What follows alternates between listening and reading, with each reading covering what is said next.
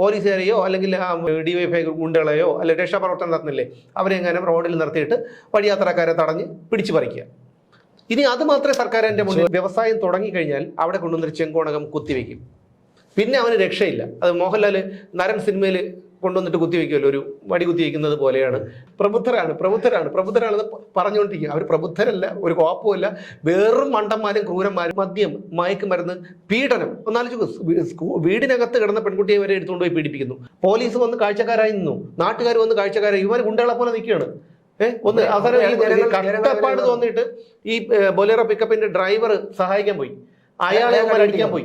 കിഡ്നിയും കരളും ഒക്കെ വിറ്റവര് അത് കൊണ്ടുപോയി വിറ്റ് പുട്ടടിക്കുകയല്ല ചെയ്യുന്നത്, അല്ലെങ്കിൽ വിദേശത്ത് ടൂർ അടിക്കുകയല്ല ചെയ്യുന്നത്. അവന്റെ മുതലാളി അവരെ അതിനകത്തിട്ട് ക്രൂരമായി മർദ്ദിക്കുകയും ആ കട അവിടെ നിന്ന് പൂട്ടിക്കെട്ടിച്ചത് CIT-കാരാണ്. അവയവ കച്ചവടം എന്ന് പറഞ്ഞ് തീരെ ഗതികേടാണ്. ഈ പ്രാക്കെല്ലാം കിട്ടുന്നത് ഇവിടെ ഭരിക്കുന്നവർ. അത് ഒരാളെ മാത്രമല്ല ഈ പറയുന്നത്.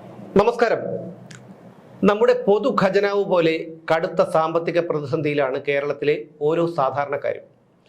കാരണം അവയവ കച്ചവടം നടത്താൻ പോലും സ്വന്തം ശരീരത്തിലെ ശരീരഭാഗങ്ങൾ അറുത്തു മുറിച്ച് വിൽപ്പന നടത്തി ജീവിക്കേണ്ട അവസ്ഥയിലേക്ക് എത്തിയിരിക്കുന്നു കേരളം. ഒന്നും പേരല്ല, നൂറുകണക്കിന് ആളുകളാണ് സ്വന്തം അവയവം വിറ്റ് കേരളത്തിൽ അവരുടെ കാര്യങ്ങൾ നടത്തിയത്, കടബാധ്യതകൾ തീർത്തതും മറ്റും. അതിലവർ പലരും തുച്ഛമായ പണം കിട്ടി ചതിക്കുഴിയിൽ വീണ ആൾക്കാരുണ്ട്, ഇടനിലക്കാർ കൊണ്ടുപോയതുണ്ട്. ഇതൊക്കെ എന്തുകൊണ്ടാണ് ഇവിടെ നടക്കുന്നത്? അല്ല, ഞങ്ങളിപ്പം അതിദരിദ്രരെ കണ്ടെത്തിയിട്ട് ആ അതിദരിദ്രരെ ഇല്ലാതാക്കാനുള്ള വലിയൊരു പദ്ധതി ഞങ്ങൾ തയ്യാറാക്കി വെച്ചിരിക്കുകയാണ്. നിങ്ങൾ അതിനെ തുരങ്കം വയ്ക്കാൻ വേണ്ടിയാണോ നിങ്ങൾ ഈ മറ്റേ എന്തോന്ന് അവയവ കച്ചവടം എന്ന് പറഞ്ഞ് കൊണ്ടുവന്നത്? സുമേഷേ, ഞങ്ങൾ എന്ത് പാടുപെട്ടാണെന്ന് അറിയുമോ? സർവേ നടത്തി ഞങ്ങളുടെ മുഖ്യമന്ത്രിയുടെ ഏറ്റവും സ്വപ്ന പദ്ധതിയാണ് അതിദരിദ്രരെ കണ്ടെത്തുക, എന്നിട്ട് അതിദരിദ്രരെ ഇല്ലാതാക്കുക. അങ്ങനെ ഇല്ലാതാക്കി അപ്പൊ ഇവിടെ ഒരുപാട് പ്രശ്നമുണ്ട്. ഒന്നത് അതിദരിദ്രർ ഇവിടെ ഉണ്ടായിരുന്നു എന്നുള്ളതാണ് അതിന്റെ അർത്ഥം. അതാണല്ലേ കണ്ടെത്തേണ്ടത്. 8 വർഷം ഭരിച്ചിട്ടും ദരിദ്രരുണ്ട് എന്നുള്ളതാണ്. അപ്പം ഇവരും ഭരിച്ചു, വേറെ പലരും ഭരിച്ചു. പക്ഷെ ഇവരാണ് വലിയ ഈ ജനങ്ങളോടൊപ്പം ചേർന്ന് നിന്ന് അവർക്ക് വേണ്ടി ഭരിക്കുന്നത്. അവർ 5 വർഷം ഭരിച്ച് കിറ്റ് കൊടുത്തിട്ടും അതിദരിദ്രർ അപ്പോഴും അവിടെ കിടക്കുന്നു എന്നാണ്. അപ്പൊ നമ്മുടെ ഈ ഭരണ സംവിധാനങ്ങളെ എത്രമാത്രം കുഴപ്പമായിരുന്നു എന്ന് നമുക്ക് മനസ്സിലാവും. എന്തായാലും അതിദരിദ്രരെ കണ്ടെത്തി നടപ്പിലാക്കാൻ പോകുന്നു എന്നാണ്. ഇതുവരെ എല്ലാം ആയിട്ടില്ല. കാര്യങ്ങളൊക്കെ ഞങ്ങൾ പട്ടികയ്ക്ക് തറയിക്കൊണ്ട് വെച്ചിരിക്കുന്നേ ഉള്ളൂ. ഞങ്ങൾക്കിത് ഈ തിരഞ്ഞെടുപ്പ് വരുമ്പോൾ പ്രകടന പത്രികയിൽ ഇതിങ്ങനെ നിറച്ച് ഞങ്ങളുടെ ഈ നേട്ടപ്പട്ടികയിൽ ഇത് നിറച്ച് കാണിക്കണം. അതിനുവേണ്ടിയുള്ളതാണ്. പക്ഷെ അവിടെ നിങ്ങൾ ഈ ആയുധ അല്ല എന്തൊന്ന് അവയവ കച്ചവടം എന്ന് പറഞ്ഞ് വന്ന് ബുദ്ധിമുട്ടിക്കരുത് എന്നുള്ളതാണ്. പക്ഷേ സുമേഷ് പറഞ്ഞെടുത്ത് ഞാൻ ഇനി കാര്യത്തിലോട്ട് പോവാം. അതായത് ഒരു രാജ്യം, ഒരു സംസ്ഥാനം ഭരിക്കുന്ന ഗവൺമെന്റിന്റെ ഏറ്റവും ഗുരുതരമായ പിന്നെ പരാജയമാണ് ഈ കാണുന്നത്.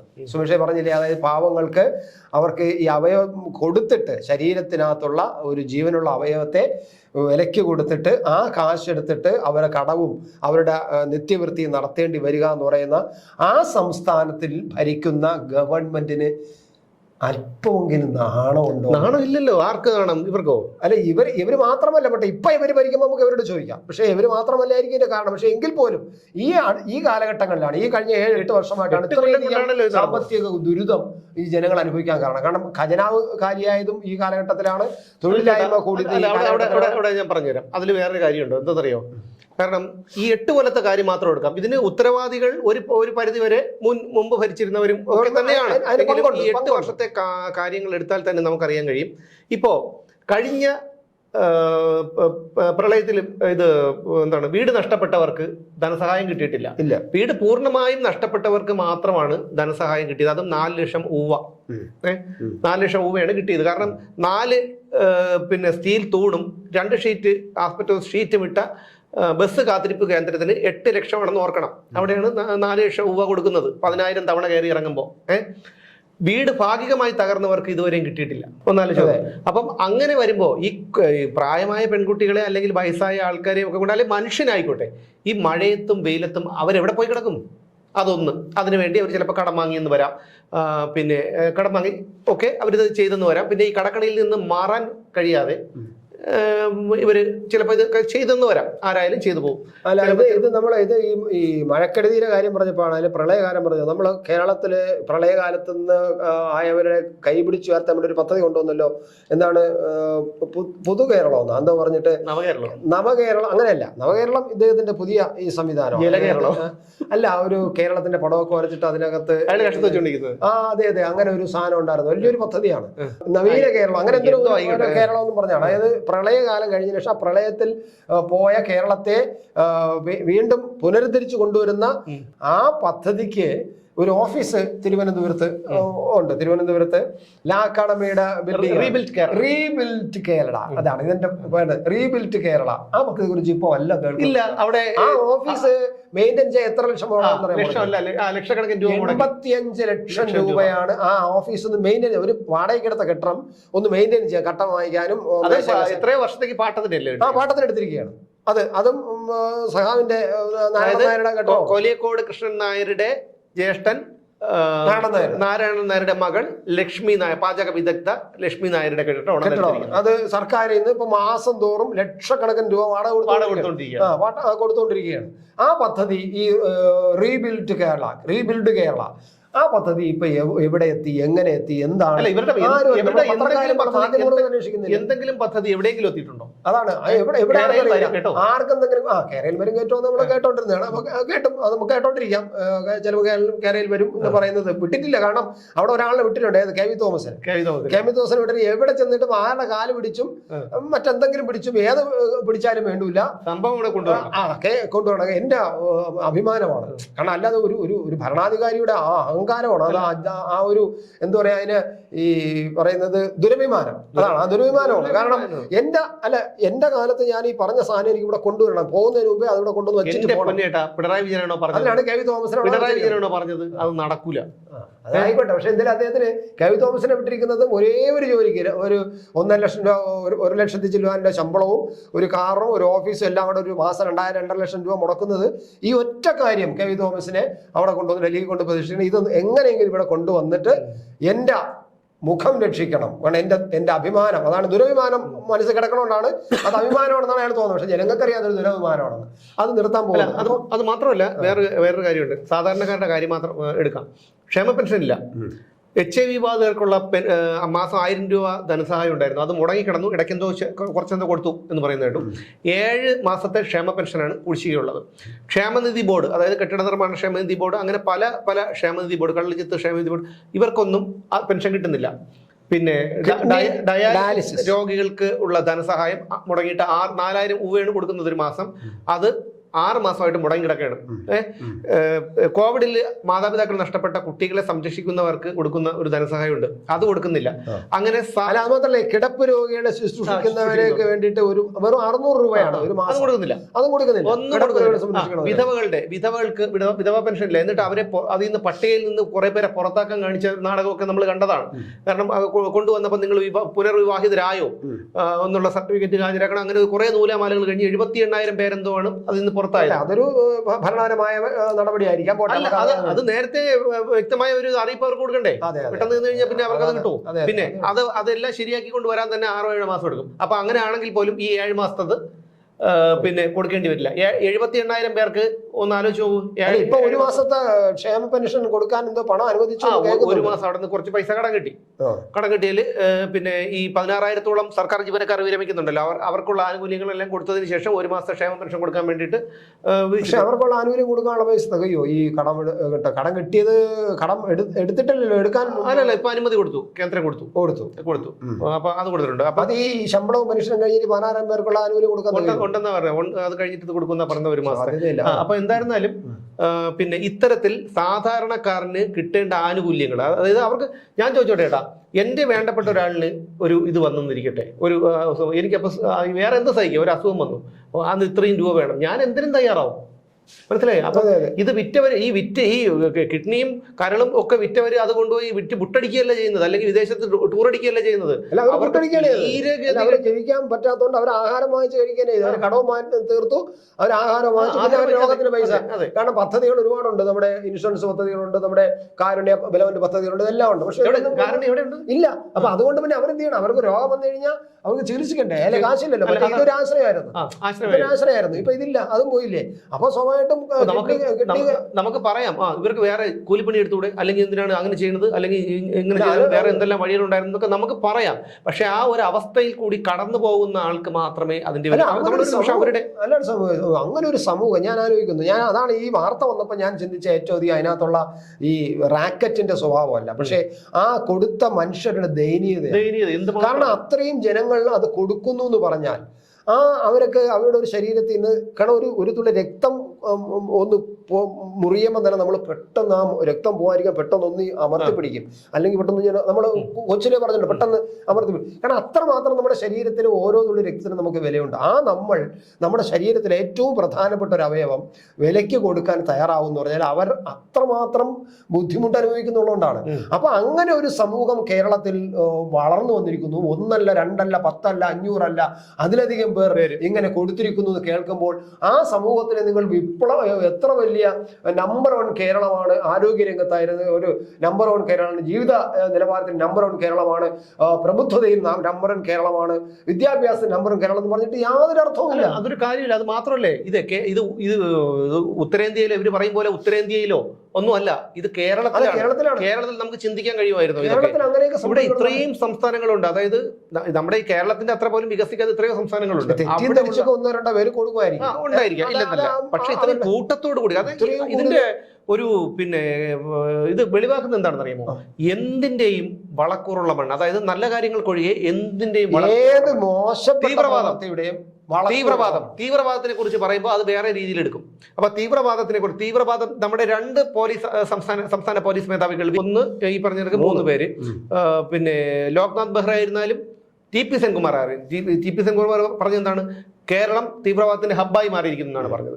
വിരമിക്കൽ പ്രസംഗത്തിൽ ആണ് സംസ്ഥാന പോലീസ് മേധാവിയായിരുന്ന ബെഹ്റയും പറഞ്ഞത് ഇവിടെ തീവ്രവാദത്തിന്റെ റിക്രൂട്ട്മെന്റ് നടക്കുന്നു. അതുവരെ അദ്ദേഹം ഉണ്ടെന്ന് മറച്ചു വെച്ചു. ഒന്നാലോചിച്ചു, വിരമിക്കൽ എത്രത്തോളം ഗുരുതരമായ ഒരു പ്രശ്നമാണത്. അത് പക്ഷേ ഇത് കേന്ദ്രം പോലും ഇത് ഇപ്പൊ ലോക്നാഥ് ബെഹ്റ വിരമിച്ചിട്ട് ഏകദേശം 1 വർഷമൊക്കെ ആവും തോന്നുന്നു.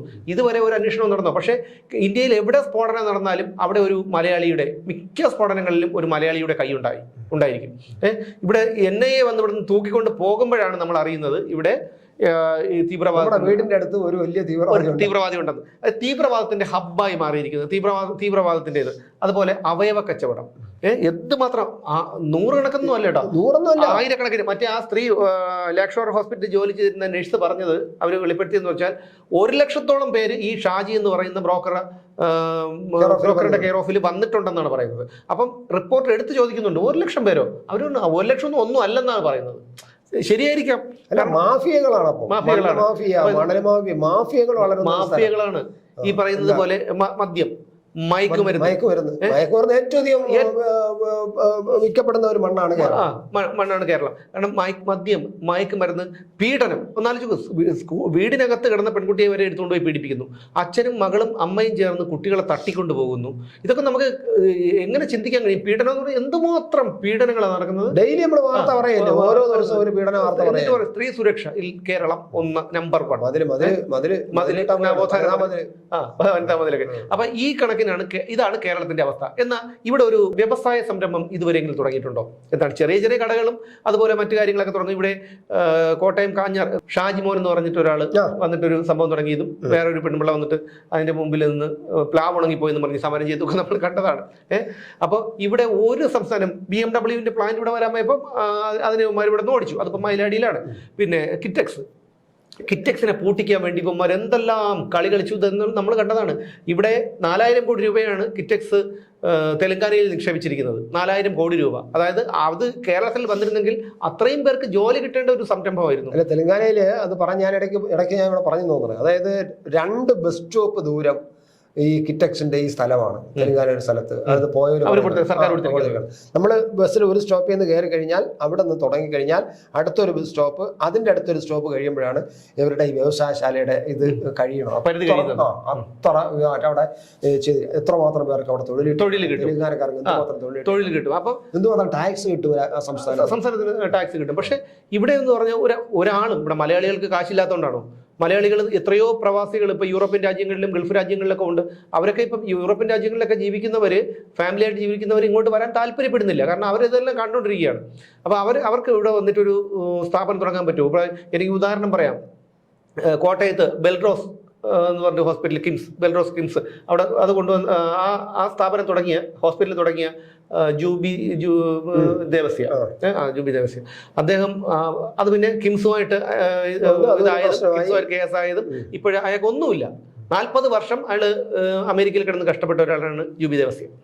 അവർക്ക് ഈ കേരളത്തോടുള്ള സ്നേഹം കൊണ്ട്, സ്വന്തം നാടിനുള്ള സ്നേഹം കൊണ്ട് ഇവിടെ കൊണ്ടുവന്ന് തുടങ്ങാൻ പോകും. ഇവിടെ കൊണ്ടുവന്ന് ഹോസ്പിറ്റലുണ്ട്. ആ ഹോസ്പിറ്റൽ ഇപ്പൊ കിംസുകാരുടെ കയ്യിലാണ്. അതിപ്പോ അതിനെ സംബന്ധിച്ച് ഇപ്പൊ സുപ്രീം കോടതിയിൽ ഒരു കേസ് നടക്കുന്നതാണ് എന്റെ അറിവ്. പറ്റിച്ചെടുത്തത്. അപ്പൊ അതിന്റെ ഒരു പിന്നെ അങ്ങനെ കുറെ പേര് അങ്ങനെ ഒരു കാര്യം, ഒരു വ്യവസായം തുടങ്ങിക്കഴിഞ്ഞാൽ അവിടെ കൊണ്ടുവന്നൊരു ചെങ്കോണകം കുത്തിവെക്കും.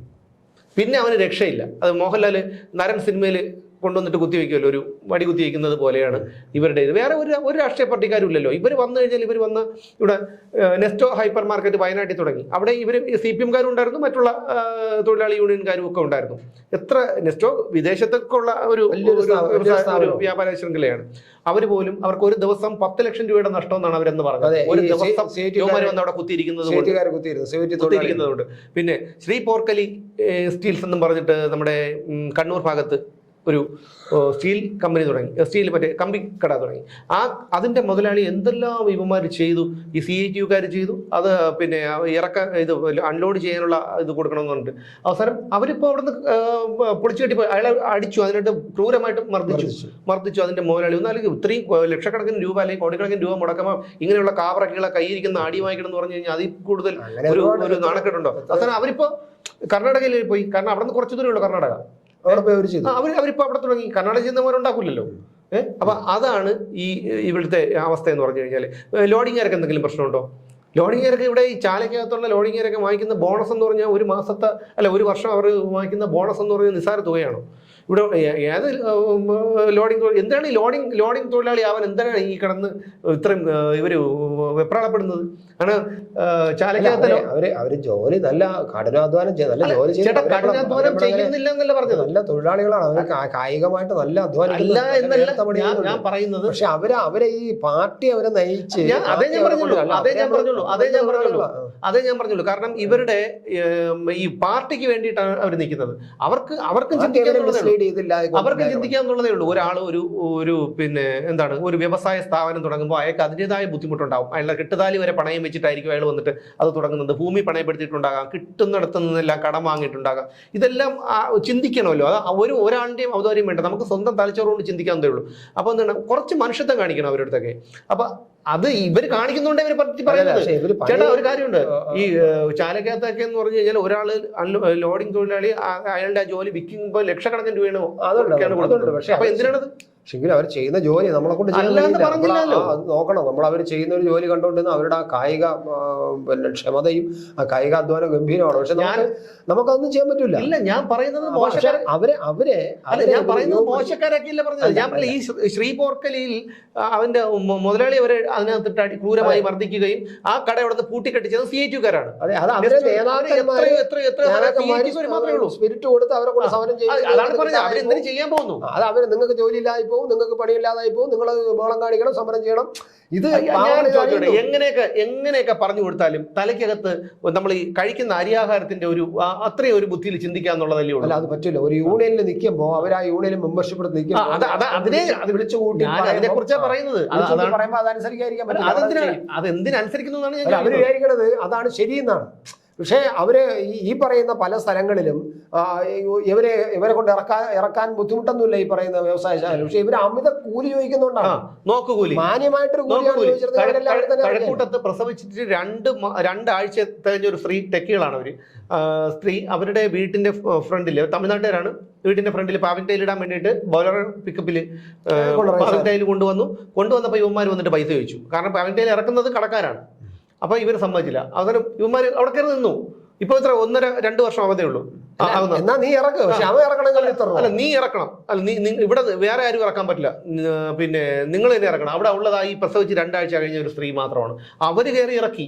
പോലീസ് വന്ന് കാഴ്ചക്കാരായി നിന്നു, നാട്ടുകാർ വന്ന് കാഴ്ചക്കാരായി. ഇവർ ഗുണ്ടകളെ പോലെ നിൽക്കുകയാണ്. ഒന്ന് അവസാനം കഷ്ടപ്പാട് തോന്നിയിട്ട് ഈ ബൊലേറോ പിക്കപ്പിന്റെ ഡ്രൈവർ സഹായിക്കാൻ പോയി.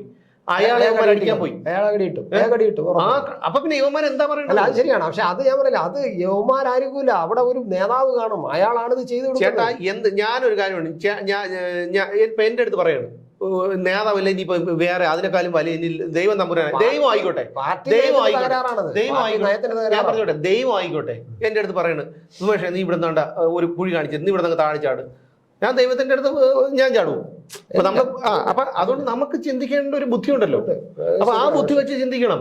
അതേ ഞാൻ പറയുന്നില്ല. അപ്പൊ ഈ അവയവ കച്ചവടം എന്ന് പറഞ്ഞാൽ തീരെ ഗതികേടാണ്. ഈ പ്രാക്കെല്ലാം കിട്ടുന്നത് ഇവിടെ ഭരിക്കുന്നവർ. അത് ഒരാളെ മാത്രമല്ല. ഈ ഗവൺമെന്റ് ഏറ്റെടുക്കണമെന്ന് ഇപ്പൊ ഇരിക്കുന്ന ഗവൺമെന്റ്, അത് പഴയ ഗവൺമെന്റുകളുടെ കാലത്തും ചിലപ്പോൾ ഈ കിട്ടി ഇതുപോലെ കൊടുത്തായിരിക്കും, അല്ലെങ്കിൽ അവയവങ്ങൾ കൊടുത്തിട്ടായിരിക്കും. പക്ഷെ ഇവിടെ ഇപ്പം ഭരിക്കുന്ന ഗവൺമെന്റ്, അത് ഏത് ഗവൺമെന്റ് ആയിരുന്നാലും, ഇപ്പം അത് ഞങ്ങളുടെ ഗവൺമെന്റ് അല്ല, മറ്റേ ഗവൺമെന്റ് ആണ്, ഗവൺമെന്റാണ്. ഇപ്പൊ ഇരിക്കുന്നത് ഒരു ഗവൺമെന്റ് ആണ്. ഇവിടെ ഇരിക്കുന്ന ഒരു രാഷ്ട്രീയ നേതൃത്വം മാറുള്ളൂ.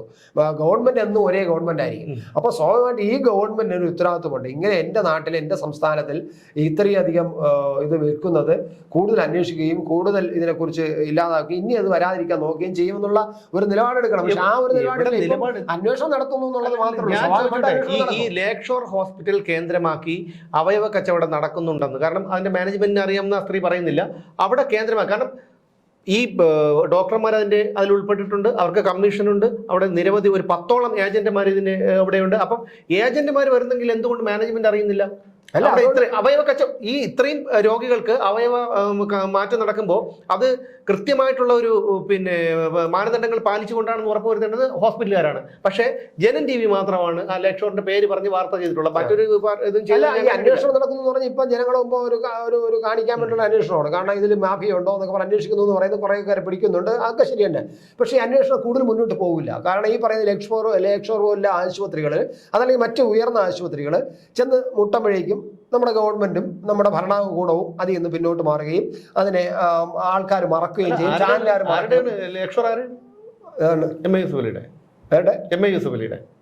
അതാണ്, അതോട് തൊടുവില്ലല്ലോ. അത് യൂസുഫ് അലിക്ക് കൂടുതൽ എന്തോ അതിനകത്തുണ്ടെന്ന് പറഞ്ഞാൽ, അല്ല യൂസുഫ് അലി മാത്രമല്ല, വേറെ കൂടുതൽ എന്തോ ഉണ്ടെന്നാണ് പറഞ്ഞത്. എന്തായാലും അത് നമുക്ക് ഉണ്ട്. എന്തായാലും അതുപോലെ എല്ലാ ആശുപത്രികളും, ഒരു 1-2 ആശുപത്രിയില്ല. ഇവിടെ നമ്മൾ മുമ്പ് നമ്മുടെ ഒരു അദ്ദേഹത്തിന്റെ പേര് ഞാൻ മറന്നുപോയില്ല, അദ്ദേഹം ഈ പിന്നെ ബ്രെയിൻ ഡെത്തിനെ കുറിച്ചൊരു പഠനം നടത്തുകയും ബ്രെയിൻ ഡെത്ത് ഇവര് പറയുകയും അതിലൂടെ ഇവർ ഈ അവയവങ്ങൾ വിൽക്കുകയും ചെയ്യുന്ന ഒരു വലിയൊരു മാഫിയ ഉണ്ടെന്നും, ഒരു വലിയ പ്രായമായ ഒരു മനുഷ്യൻ, അദ്ദേഹം അവസാനം വരെയും കോടതി വരെ പോയി അവസാനം വിധി ഒപ്പിച്ചുകൊണ്ടുവന്നു ചെയ്ത ഒരു സംഭവമുണ്ട്. അത് നമ്മുടെ കേരളത്തിലാണ് നടന്നിരിക്കുന്നത്. അത് വലിയൊരു ഹോസ്പിറ്റൽ, ഈ പറയുന്ന ഹോസ്പിറ്റലും കൂടെ തന്നെയാണ്.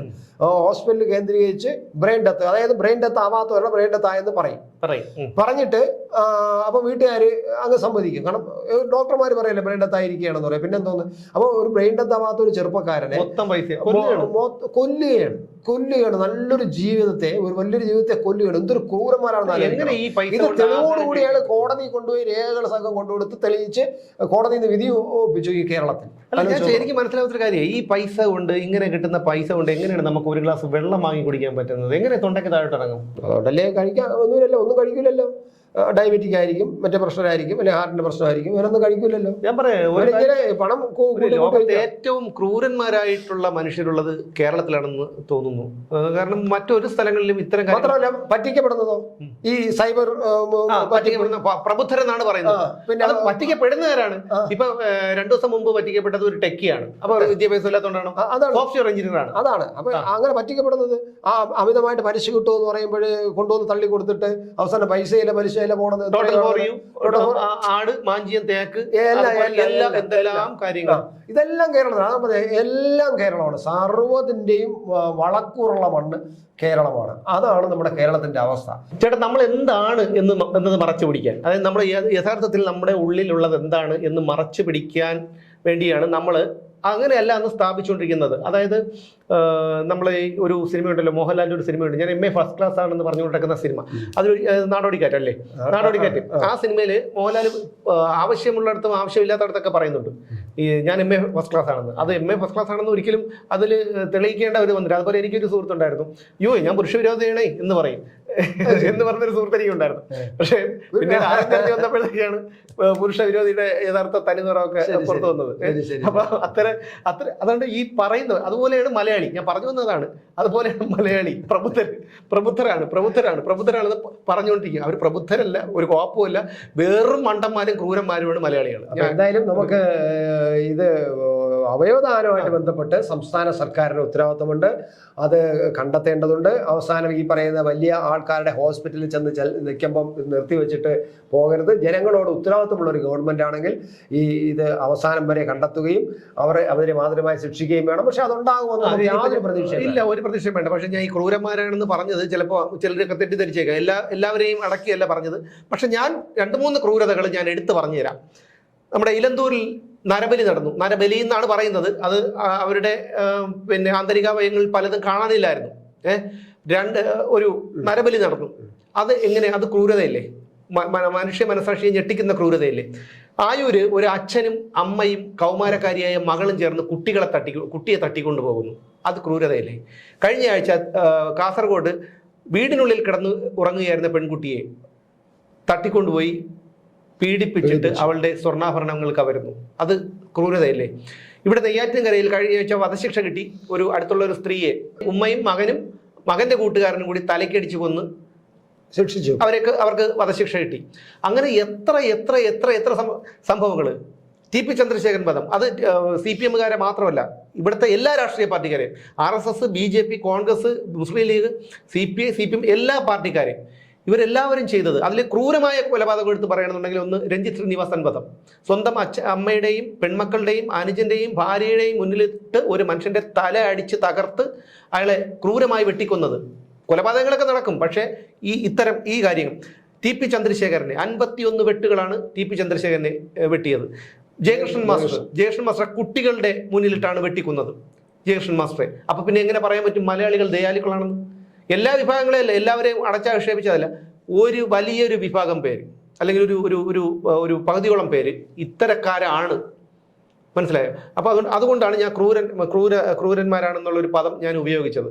എന്തായാലും ഈ പറയുന്നത് പോലെ ഈ കണക്കിന് പോവുകയാണെങ്കിൽ ഇനിയും ഇവിടെ ഇതല്ല. കാരണം വിൽക്കാൻ എന്തെങ്കിലും വേണ്ടേ? കറണ്ട് ചാർജ്, അമിതമായ കറണ്ട് ചാർജ്, അമിതമായ ഭൂനികുതി, കെട്ടിട നികുതി, വെള്ളക്കരം, സാധനങ്ങൾക്ക് മരുന്നുകൾ, സർക്കാർ ആശുപത്രികൾ സാധാരണക്കാർക്ക് മരുന്നുകൾ ആവശ്യത്തിന് ഇല്ല. പിന്നെ സ്വകാര്യ ആശുപത്രിയിൽ പോകാൻ അവർക്ക് പണമില്ല. ആ കണക്കിനാണ് സർക്കാർ ആശുപത്രിയിലുള്ള സൗജന്യ ചികിത്സകളെല്ലാം മുടങ്ങിക്കൊണ്ടിരിക്കുന്നു. ഒരു നിവൃത്തിയും ഇല്ലാതെ അരാജകത്വം, അതാണ് പറയുന്നത്. ഒരു നിവൃത്തിയും ഇല്ലാതെ ഒരു നിവൃത്തിയും ഇല്ലാതെ വരുമ്പോൾ നമുക്ക് ജീവൻ ഒടുക്കാൻ പറ്റാതെ വരും. കാരണം നമ്മുടെ കൂട്ടത്തിൽ ജീവിക്കുന്നവര്, നമ്മളെ മക്കള്, കൂടപ്പറപ്പുകൾ, ഭാര്യ, അച്ഛനമ്മമാര്, നമ്മളെ ആശ്രയിച്ച് ജീവിക്കുന്നവര്, ഇവരൊക്കെ മനസ്സിലേക്ക് ഓടി വരുമ്പോൾ എന്തും നമ്മൾ വിൽക്കാൻ തയ്യാറാവും. ആ ഒരു പിന്നെ മനസ്ഥിതിയിലാണ് ഈ പാവങ്ങളൊക്കെ. ഇവർ എന്തുമാത്രം ദയനീയതയാണെന്നറിയോ ചെയ്തത്. അങ്ങനെയുള്ള സംസ്ഥാനത്ത് ഇവിടെ മന്ത്രിമാരും മുഖ്യമന്ത്രിമാരും ഒക്കെ കോടിക്കണക്കിന് രൂപ വാരി വെച്ചിട്ട് അവര് വിദേശയാത്ര നടത്തുന്നു. ഈ അവയവം വിൽക്കുന്നതിന്റെ പങ്ക് കൂടിയാണ് അവര് നികുതിയായിട്ട് അടച്ചിട്ടുള്ളത്. അതും കൊണ്ടാണ് ഈ പറയുന്ന കിയ കാർണിവലും ഹെലികോപ്റ്ററും പിന്നെ വിദേശയാത്ര സർക്കിട്ടും അടക്കം ചെയ്യുന്നത്. കൃത്യമായിട്ട് ആ പൈസയും കൂടെ ഒരു ടാക്സ് അടച്ചിട്ടുണ്ട്. കാരണം ഇതിന്റെയൊക്കെ പാപം എവിടെ കൊണ്ടുവയ്ക്കുമെന്ന് എനിക്കറിയില്ല. പക്ഷേ എന്തായാലും ഈ കേരളത്തിന്റെ പോക്ക് അപകടത്തിലേക്കാണ്. ഇനിയൊരു സർക്കാർ, ഒരു ഭരണമാറ്റം വന്നാൽ പോലും തിരിച്ച് കരകയറാൻ വയ്യാത്ത വിധം ഈ പിണറായി വിജയന്റെ 8 വർഷത്തെ നശിച്ച ഭരണം ഈ കേരള സംസ്ഥാനത്തെ 2 വർഷം തുടരും. അധോഗതിയാക്കിയിരിക്കുന്നു. 2 വർഷമല്ല, ഇനിയിപ്പോൾ വാർഡ് വിഭജനമൊക്കെ വരുന്നുണ്ട്.